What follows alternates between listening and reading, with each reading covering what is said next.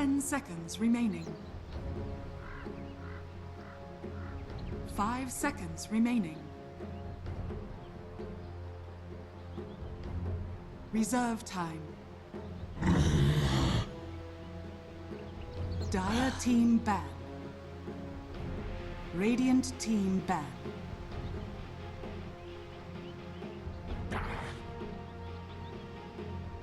Dire team ban.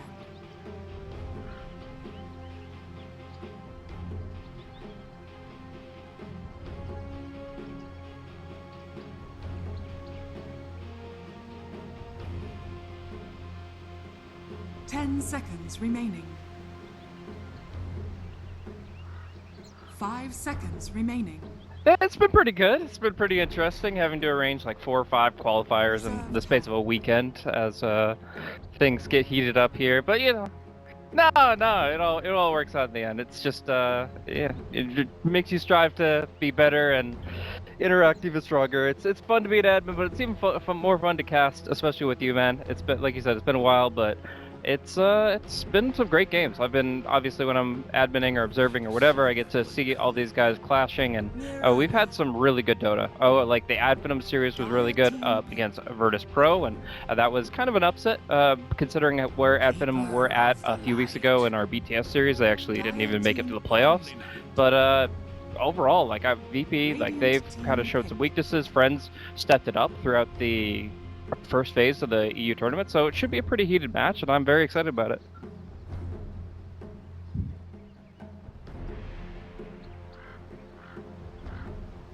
Ten seconds remaining. 5 seconds remaining.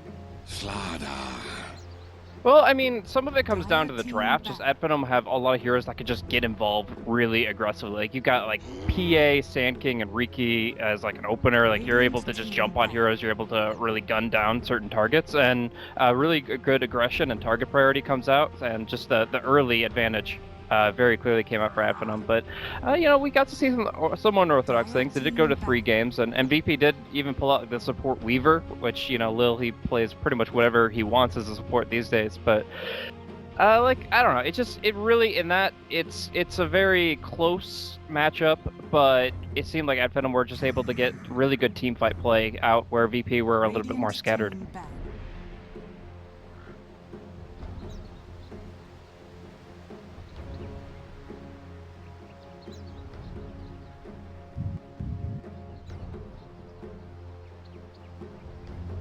10 seconds remaining. 5 seconds remaining. Reserve time. Dire team pick. Not generally, but from F.R.I.E.N.D S, I mean, they have been doing some different things, and actually Caudle was, I think, first banned when Team Liquid was playing against them because they had just watched a series they played in Royal Arena. They played against Skype, and they picked up Caudle both times, first phase, wrecked with it, and they even had a Pugnet with one of them, which was really interesting. So it's kind of like the push and pull aspect of the map where you're really controlling how the lanes flow. But I'm not sure if we'll see that this time around. I think you probably have to have some incentive, like you're up against an OD or other really high magic users in order to really incentivize that. But even still, like the Caudle itself is something that they're very comfortable with on the side of F.R.I.E.N.D S.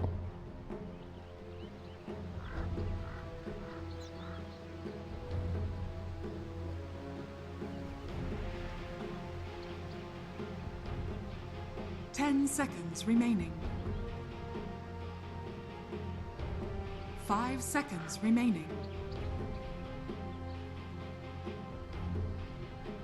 Reserve time.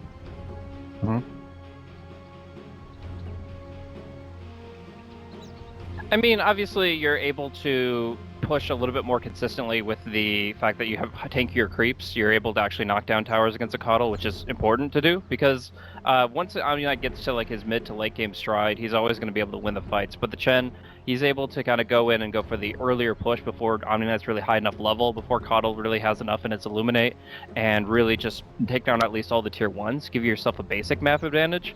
And from there, I mean, we have seen some really good item progression from Chens recently. I got to see trying to remember exactly who was playing it, but it was a Chen that had some massive, like 450 GPM. He had his Guardian Greaves, Aghanim Scepter, AC type action. It was actually art style on the Na'Vi matchup in Dota Pit, but man, he like just if you could actually play the hero with good practice and get some lucky creep spawns, you can actually explode in terms of early net worth, and that can in of itself just do so many things for you. Disruptor. Yeah, no, he was second on his team. Like he was above everybody else. Like it was pretty much ridiculous. But obviously they have two really good Chen players on Virtus.Pro. You've got Solo, who historically has played it the most, but more recently Lil's been picking it up. He's obviously really good with the micro as well. 10 seconds remaining. 5 seconds remaining. Radiant team ban.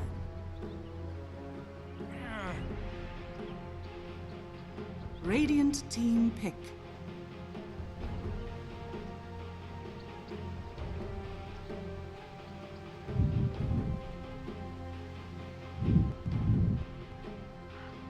Yeah, in that case, it's kind of hard because like the Face of Void and the Juggernaut are your go-tos.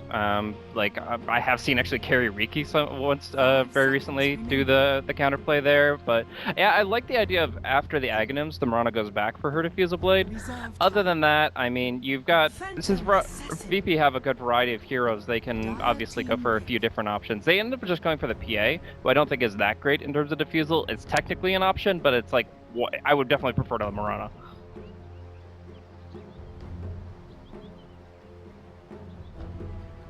Mm-hmm.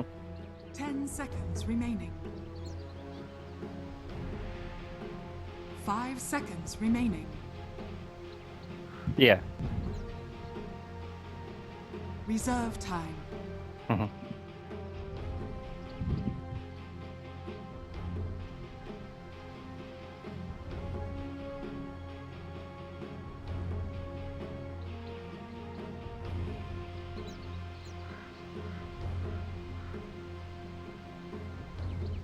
Slog.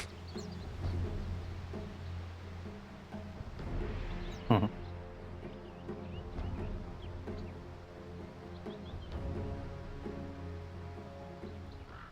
Yeah.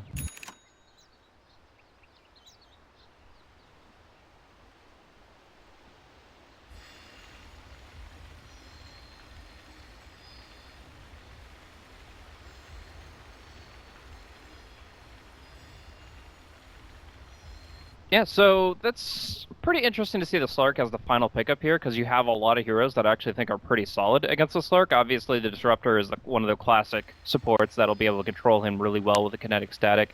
You've also got things like the fact that PA, just if she actually maxes Blur, it's unlikely that the Slark picks up an MKB before like an Eye of Scotty or something like that. So he'll have his Shadow Blade, his Echo Saber, and he'll go for the Silver Edge, and that'll be really nice then. But prior to that, PA is going to run rampant, and I think that plays into VP's hands pretty well, because the Chen, the Slaughter, they fight early as well, and obviously the Mirana really peaks at her Aghanim's timing. So, like you said, late game, friends are going to be able to be insane here, obviously getting the huge potential value of the Guardian Angel, the Chronosphere, and again, the Slark Silver Edge. This could be really good for friends if they can kind of slow VP's roll, but VP are going to be all about the first 20 minutes, and I'm expecting some pretty big kill counts when it comes to the early game.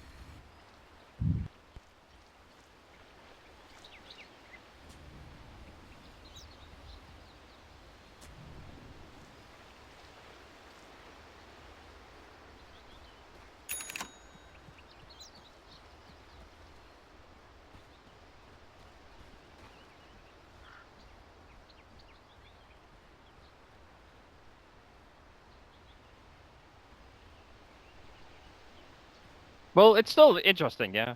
Yeah, I mean, either way, if the Batrider goes mid or the Void goes mid, it's still a little bit of an unorthodox situation here. But I look at Faceless Void as a decent 30 matchup seconds against to the battle. mid Mirana here. There are a couple different heroes that work out pretty well. The Juggernaut, actually, like, Juggernaut with a poor mid shield does not care about Mirana's early right-click damage. She does 55 right now, and you're going to be able to block so much from that. The Void, I would probably say, is even better. Less kill potential, of course, but just the fact that you don't have to worry about any of your nukes, you're going to be in a pretty good spot to just kind of trade and build up your farm. I think that while the Mirana will, of course, still get plenty of farm as a ranged hero, that The Undershock battle should do pretty well for begins. himself. Yeah. All right, hello to everybody in game. Sorry about that. We'll see how Afterlife does. Undershock should do great, right? As you said, the poor man's shields versus the Mirana. Mirana always kind of like lacking a bit when it comes to physical damage. He's gonna have the little bit of extra help from Lil when it comes to potentially ganking the mid lane, but it's going to take a lot to be able to kill a Faceless Void, as you said. PMS and the Time Walk able to shake things off. Maybe he'll just sit up at top lane, help out our Slardar. That's been a very common theme whenever teams are running Slardar. You see, for example, like Newbie, they always love to be able to rotate their supports up to the top lane to be able to help out KP Slardar, just because it is one of those heroes that can't really make the jungle work and still needs a pretty decent laning phase off lane being considered, of course. Yeah. So we'll see how much they can suppress the early PA. In my mind, general PA is one of the better heroes to farm under pressure, just because that worst case scenario, you're just going to be able to dagger creeps, and he's got like unlimited magic stick charges to make that possible. So I think like at level 3 and beyond, the PA is still going to get near perfect CS, and it's going to be like on the Batrider just to try to go straight for a kill and try to go dive under tower. And it's definitely possible with like a level 2 Omni, get the repel in and make it so that kinetic field or glimpse doesn't mean too much. But at that point, you might see the Chen like flanking, and we'll have to keep our eye on him. But speaking of Lil, at least for now, we haven't really seen too much from him, still running around at level 1 here. And just trying to see what he can really find. Mud Golems is a good option, Hellbear even better, and we'll see if he actually has any kill potential. Yeah, he had a rough time there with his starting off the offlane camp being blocked away, and they tried to go to the hard camp on the farther up, but they actually blocked them themselves with the ward being placed out, so didn't really have too many options till now. Won't be able to snipe the courier in time. We'll just consider maybe running onto mid and harassing a Faceless Void, but again, it's not going to be able to give you kill potential most likely unless a solid arrow manages to land there. Haste Root going to be picked up by Always Want to Fly, so which means he is not in any danger of Lil's ganks either. Nope, just completely invulnerable in this case, and it's just going to be like almost incentivizing Chen to make his move down bottom. Like right now, you don't want to just keep moving, keep looking for camps, looking for kill opportunities, but really in mid and in top, you're not going to find much at all. Like, I actually can't see that happening whatsoever. I mean, maybe you get a mana burn creep, and then you suppress the Void, and then maybe you go for a kill, but all these factors coming into play, it seems unlikely. Down bottom, though, there is a pretty lofty exchange between the two of them. Some really good poke harassment available between Solo and Ramses, but the problem is Disruptor's mana pool is pretty limited here, and he's going to be just chugging clarities and stick charges.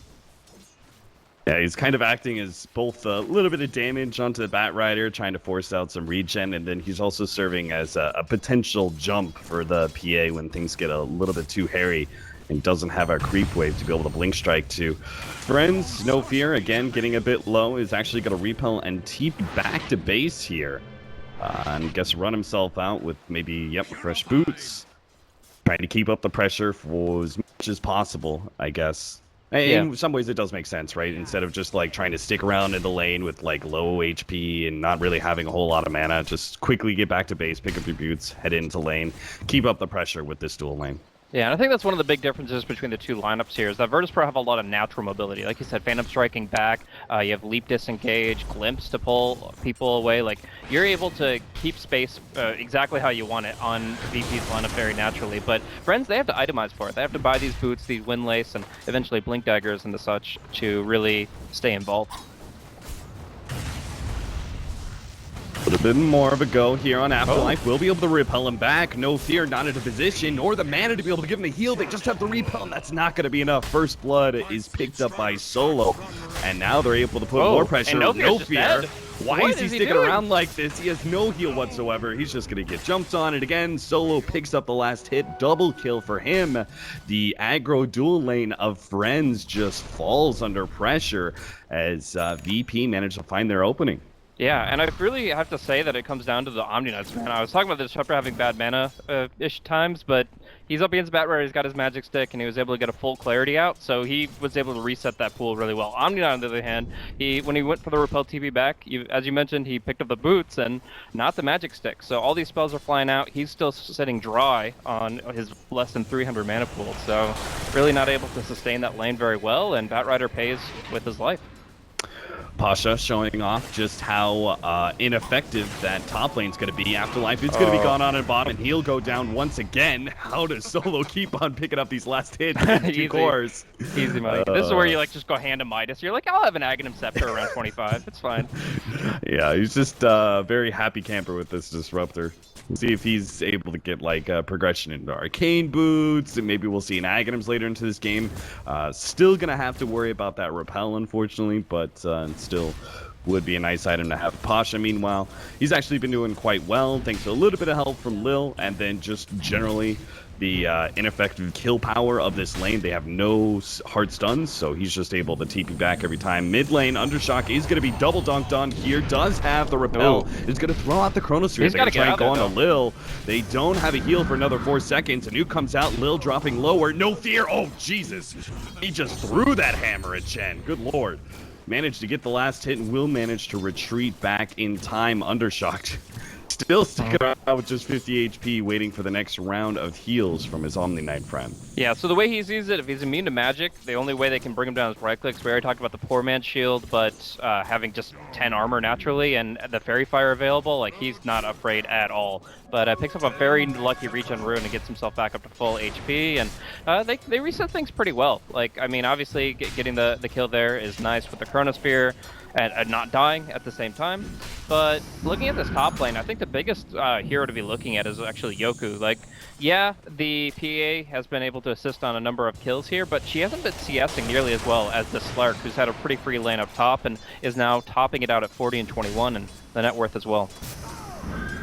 I wonder what the plan is to be able to shut him down. Disruptor is going to be picking up his level 6 pretty soon, actually, considering how many times they killed the Batrider. We missed the last kill that just happened. It seemed like once they saw the Omni Knight in mid, they decided it was go time.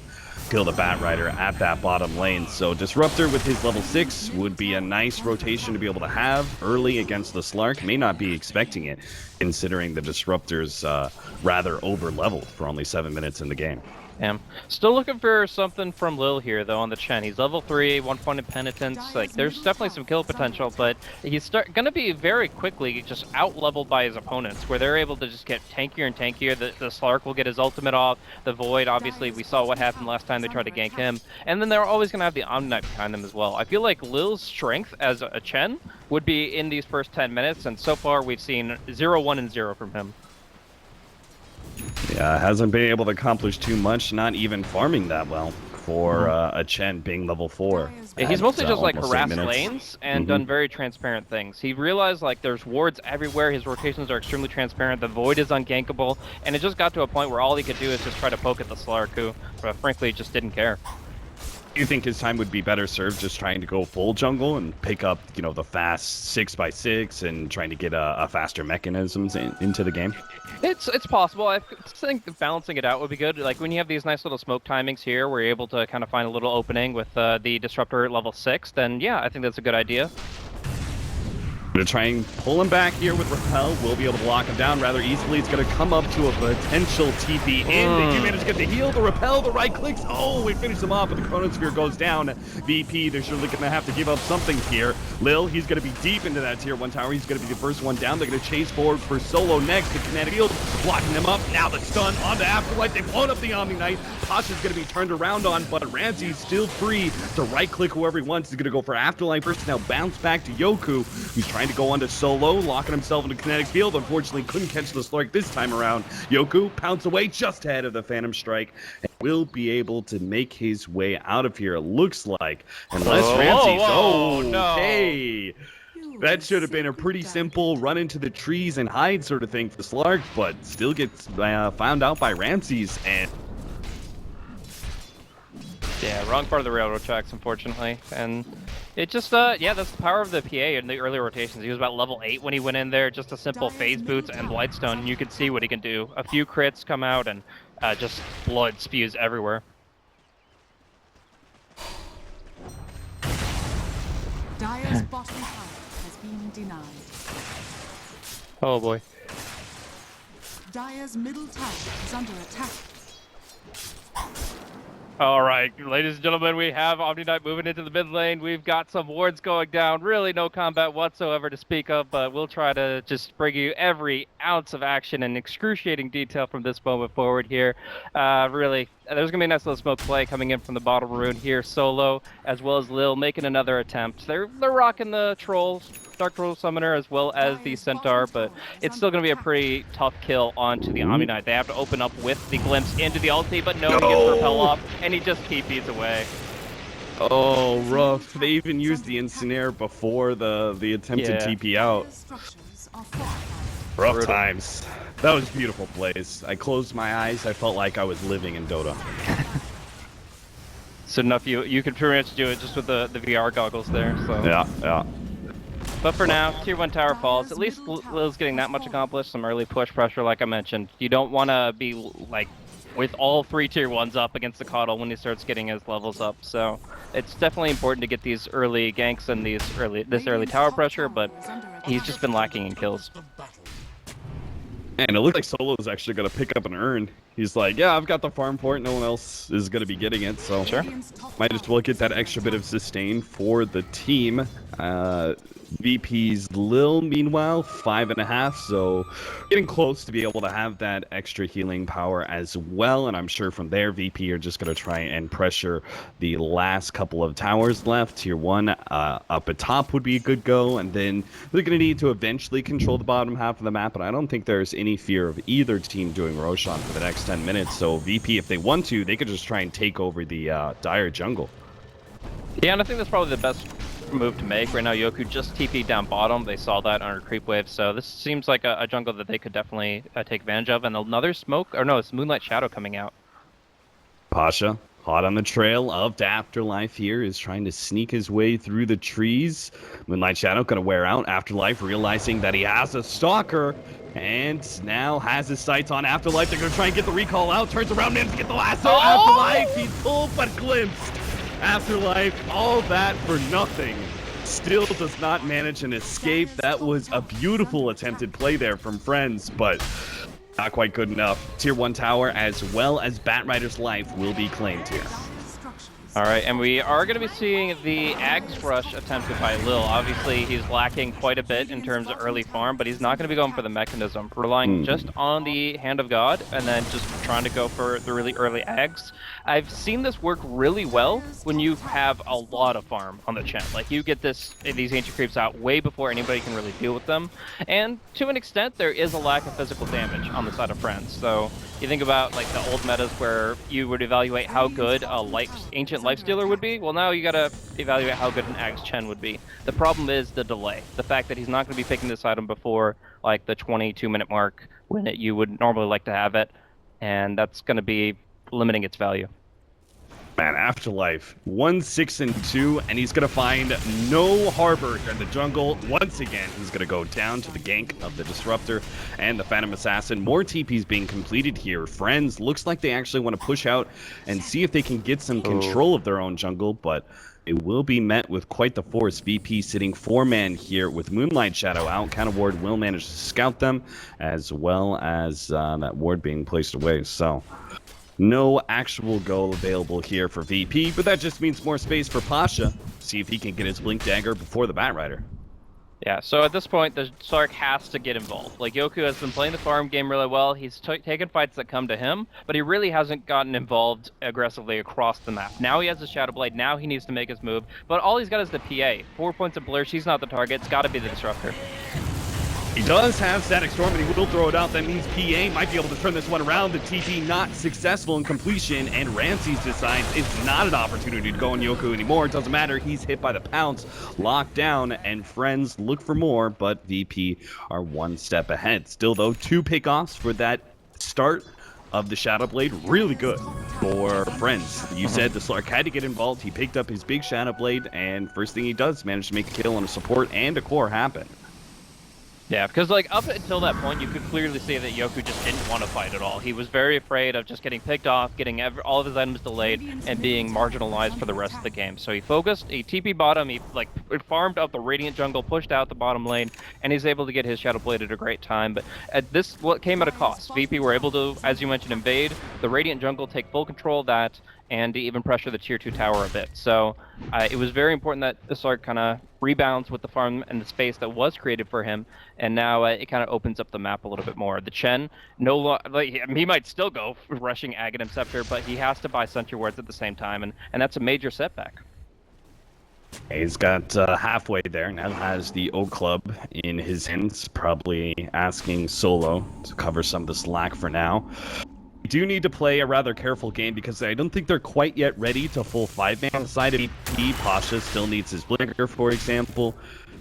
But it also means when he's farming like this, he is a potential Slark pickoff. So he's too confident right now just because the Slark showed himself at top lane. But most of the time, he is going to have to play kind of a careful farming game. And so will the rest of VP, as they're not going to be fully grouped up. It looks like they're going to be spending a bit of time sitting around towers and, if anything, backing up PA. Currently, sitting behind him, ready to go with the potential TP out, or even just being a body for a Phantom Strike if needed. Yep. So at this point in time, where they're just waiting for the Slaughter blink on the side of VP. When they get the Slaughter's blink up, they really need to start pushing down towers and just trying to wipe out the opposition. Because the Aghanim Scepter, great power spike for no one, but it's not going to last long enough. Like, they just need to put out the pressure. They need to go for more smokes, which they do still have one in stock. So they have the potential to make these plays, but they need the Slaughter blink first. So he just now got 2250.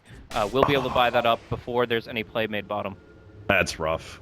If only maybe, like, Undershock was clearly ready to go. He just needed the right kind of rotations from people to be able to get that kill. They get that kill before the blink dagger. They set VP back another 2 or 3 minutes, and that can definitely make a big difference, because that means maybe it's actually friends who are able to make the first maneuver instead of VP with this blink dagger being picked up by Afterlife. I just clicked on it. I was like, he's got no gold. I know he has a blink dagger. I'm like looking all around and like trying to find the courier. Turns out he just laid it on the ground when he showed himself in mid.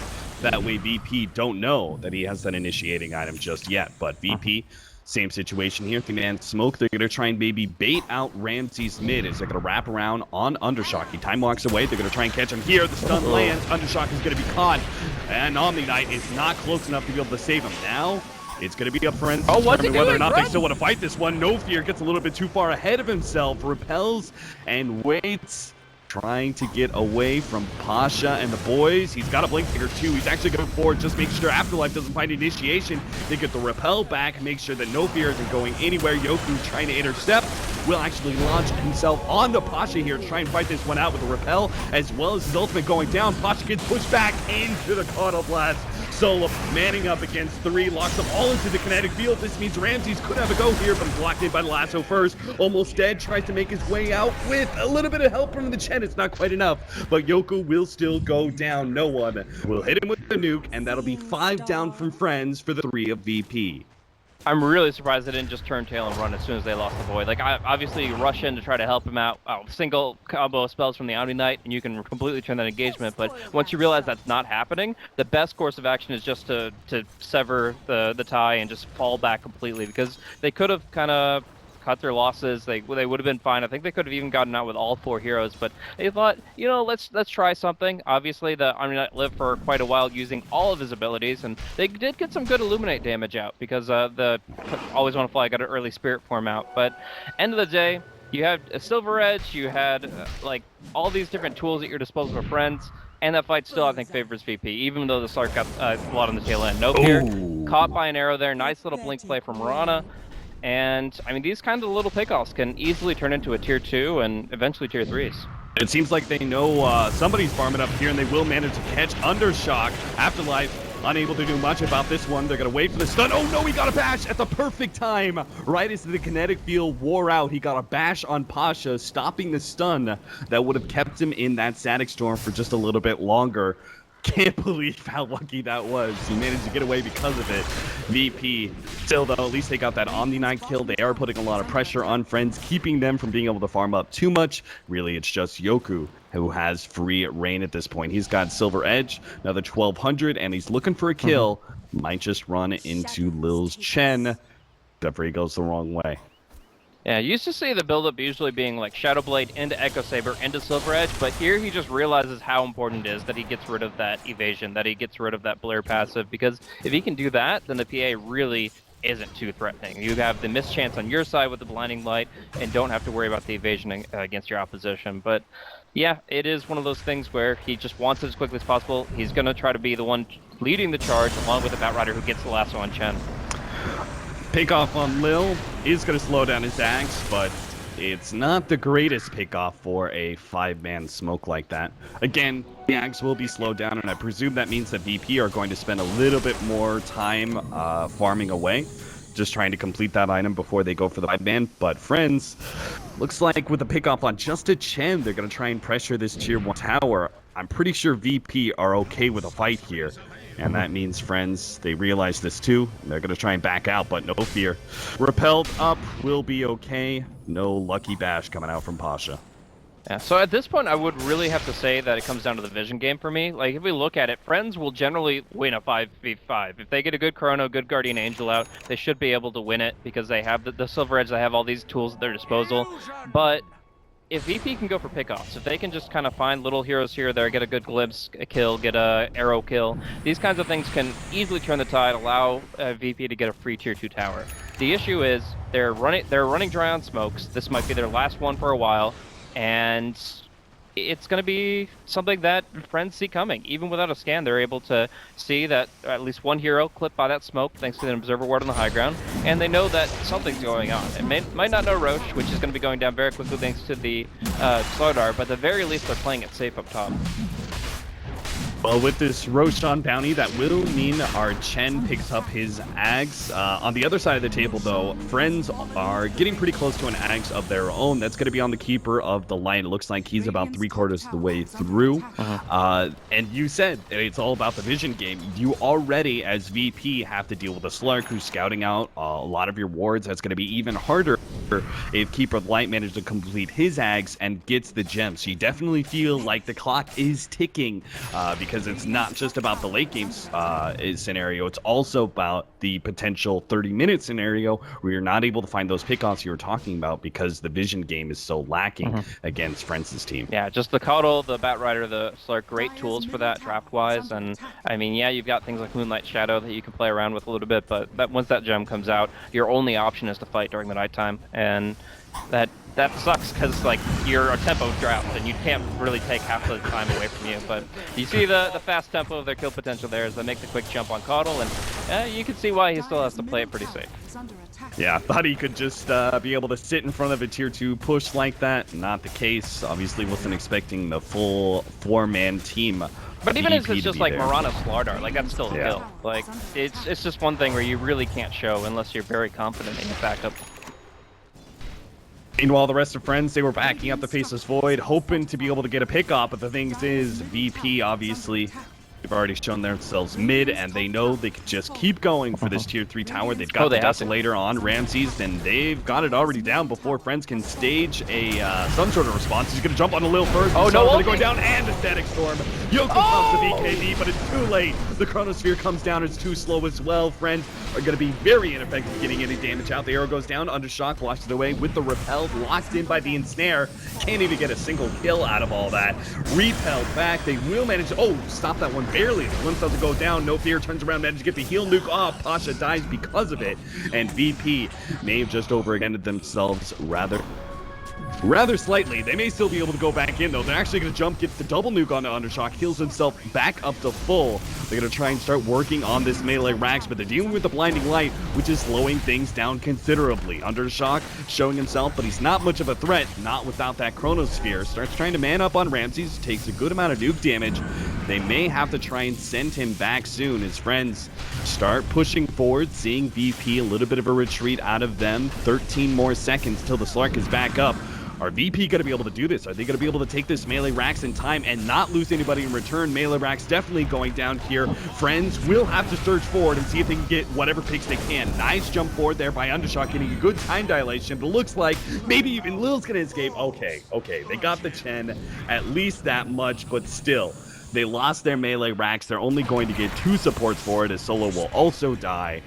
Well worth it for VP. They managed to take a lane of Rax by 25 minutes, the exact timing you want to see out of a lineup that needs to put pressure on a Slark.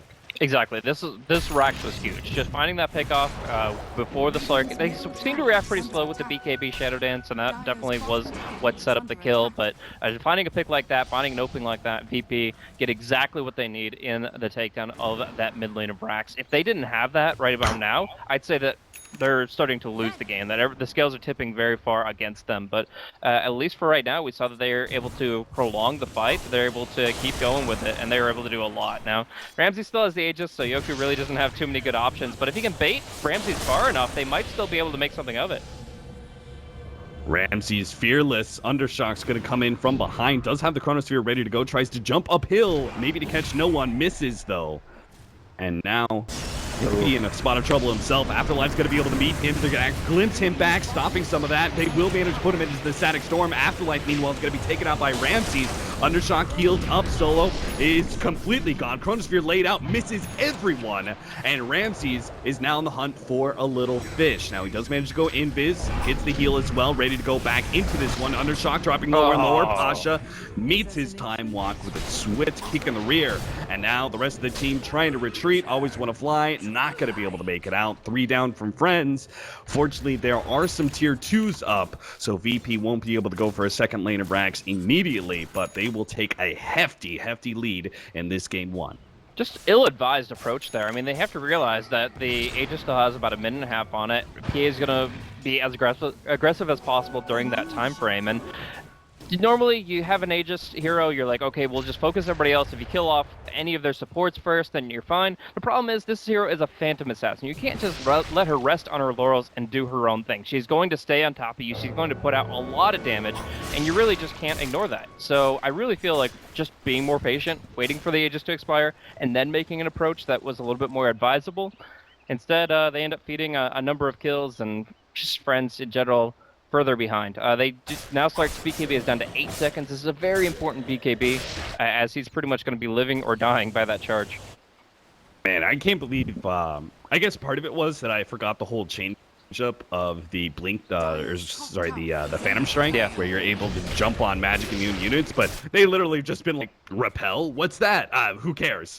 You know, they haven't gotten a defuse up, despite Mirana has plenty of farm, is actually going to be going for Lincoln's up next to try and deal with that Batrider initiation, which is pretty much the only really strong high ground defense of Friends, just because you have to be able to lead with that lasso in order to get VP out of position for you to be able to get that good Chronosphere in the first place. So it's very unlikely Undershock's just going to be able to, you know, time walk in, gets a 5-man Chrono. You know, it's going to be a high ground defense that is entirely reliant on Afterlife. But if he has to deal with a PA on the front, on the high ground, with a Lincoln's on him, that just makes it an impossible scenario. He has to somehow sweep around, get one of the backliners or something. This is going to be a very tough scenario for Friends. Yeah. I mean, Friends in general, like, they have a lot of ways to mitigate just physical damage output, whether the Guardian Angel or potential for the Keeper of Light to get a couple of blinding lights out in the fight. But end of the day, like, VP are putting out tons of damage from their spells, from their Mirana in particular, and they're able to prolong the engagement. So Friends don't have a clear way of killing off a single target other than the Batrider, and in this case, they're going to have to chrono a single disruptor. Undershock, maybe he thought there was going to be more. Maybe he was just desperate to be able to stop that they were hero all from top, getting away. But everyone else is all top lane. Tier 2 goes down, and Friends are left without a Chronosphere. Really don't think this is a fight you want to take. But Yoku starts positioning himself like they're going to take it somewhere around that secret shop. Starts counting out some of these heroes, probably hoping that some of them are going to TP away. And sure enough, he's right. Pasha is going to be the target here. Eul Scepter goes down, buys him time for his blink, and will be able to get into the trees and TP's out successfully. So minimal losses here. They push out the top tier 2 and get those towers taken down. Now, as long as Chen's alive, these ancient creeps are safe as well. So the ancient Thunderhide will be recalled here, and Chen actually going to be going for the Diffusal Blade. Support Diffusal is definitely a thing, and it used to be actually more common than the Core Diffusal. When Diffusal was like a really bad item and it needed a bunch of random buffs to your like more agility there or more mana burn there, like you actually used to see it more commonly on like the Jakiro than you would on the actual Agi carry. But now we're throwing back to that one. We're getting Chen the Diffusal Blade for himself, and again, that just allows them to focus on a target. You can use the Purge on the Blinding Light of an ally. You can use it on, of course, the Repel and the GA of the opposition. So, in general, as long as Lil is precise with his targeting, I think that this should be their key to the game. Yeah, certainly 21-14, 29 minutes. Pretty good gold lead by VP, almost 7,500, about a 2,500 experience lead for them. VP, everything's looking pretty much perfect for them to be able to close out this game within the next 5 to 10 minutes. Going to be dependent on a Roshan fight. That's really what it comes down to. But again, similar to high ground defense, should be pretty easy for VP to get their spacing correct. They just need to put PA by herself pretty much inside the pit, and she can solo up Roshan. And there shouldn't be a free opportunity for Friends to get a good initiation. But we'll have to see how it unfolds. Mistakes are, well, they're a plethora in Dota 2. We'll see if VP make any themselves. A 4-man push out from Friends, trying to back up Yoku as he's going to go for a simple disruptor pickoff, and will probably be granted a kill and maybe an out. Yeah, looks like he's going to be able to get away rather easily. Undershock jump forward. Ooh, Chronosphere locking down 2. Afterlife going to try and follow this one up with Lasso as well. Up to Pasha. They're going to get the simple core pickoff and then look for more of the numbers advantage. They start jumping forward. VP will manage TP away 1. Looks like Lil's the only remaining potential pick, but the Slork has given up on the chase. They have to defend the top lane, which is currently pushing. The arrow from no one locks down Undershock, bursts him down just like that, and bye-bye Roshan. That's no longer a possibility for Friends. They could have actually taken Roche for themselves, but now they have to still defend top lane, 1 core down, and the whole entire game just kind of resets from there. That was a huge opportunity for Friends, all reset by no one's play with the arrow. Yeah, really just great stuff from VP all around. The split push play, their overall broader sense of the game is just trumping Friends' ability to engage fights right now. Like, it's great that you have an Omni and a Coddle, and when the enemy comes to you, you can usually win, but they're lacking long-range initiation other than the Batrider. They're lacking single target damage with the lack of the Echo Saber on the Slark. Actually having to go for MKB now just to make sure that he's not missing. And yeah, then they get split pushed out by Lincoln's Blink Mirana. It's just like you don't really have a tool to deal with all of these different things coming in from Virtus.Pro. So now, very confident Virtus.Pro are going to be marching to the high ground of the bottom lane. Ramses with a fresh 10-second BKB means he isn't as worried about Blinding Light or the time dilation, and he's just going to be able to go at it. He's got Aegis, he's got all the damage he needs, and now with that BKB, they should be able to take this last fight.